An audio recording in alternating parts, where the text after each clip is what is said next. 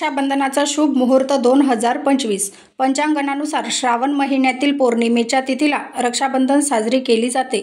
यंदा पौर्णिमा तिथी 8 ऑगस्ट 2025 रोजी दुपारी 2:12 सुरू होणार आहे, तर 9 ऑगस्ट रोजी दुपारी 1:21 पर्यंत ही तिथी समाप्त होणार आहे। मात्र उदय तिथीनुसार 9 ऑगस्ट रोजी रक्षाबंधन साजरी होणार आहे। शास्त्रानुसार भद्र काळात रक्षाबंधन साजरा करणं शुभ मानलं जात नाही, त्यामुळे या काळात भावाला राखी बांधू नये। मात्र यंदा रक्षाबंधन काळात भद्राचं सावट नसणार आहे, त्यामुळे चिंता करण्याची गरज नाही। मान्यतेनुसार रक्षाबंधनाच्या दिवशी बहिणीने भावाला प्रेमाने बांधलेली राखी 24 तासानंतर काढू शकता। तसेच जन्माष्टमीच्या दिवशीही तुम्ही राखी काढू शकता। काही लोक रक्षासूत्र म्हणून जोपर्यंत राखी निघत नाही तोपर्यंत हातातून काढत नाही। पौराणिक मान्यतेनुसार भद्रा भगवान सूर्य आणि त्यांची पत्नी छाया यांची कन्या आहे, तसेच शनी देवाची बहीण आहे। मान्यतेनुसार भद्रामध्ये राखी न बांधण्यामागे एक आख्यायिका आहे। त्यानुसार लंकेचा राजा रावणाला भद्रा काळात त्याच्या बहिणीने राखी बांधली होती।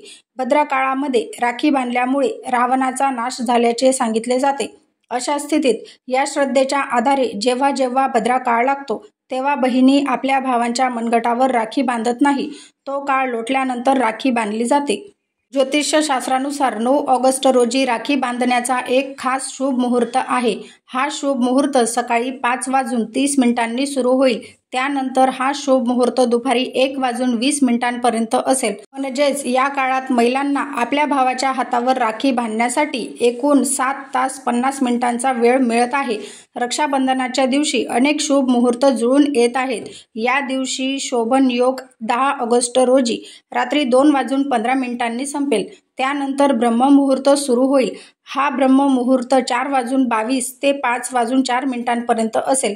याशिवाय अभिजित मुहूर्त 12:17 पासून ते 12:53 पर्यंत असेल।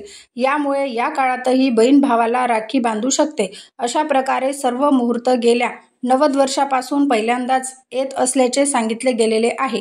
माहिती कशी वाटली कमेंटद्वारे नक्की कळवा। अशीच माहिती जाणून घेण्यासाठी माझ्या चॅनलला नक्की सबस्क्राईब करा। भेटूया नवीन अशाच एका व्हिडिओसोबत। तोपर्यंत श्री स्वामी समर्थ। जय जय स्वामी समर्थ।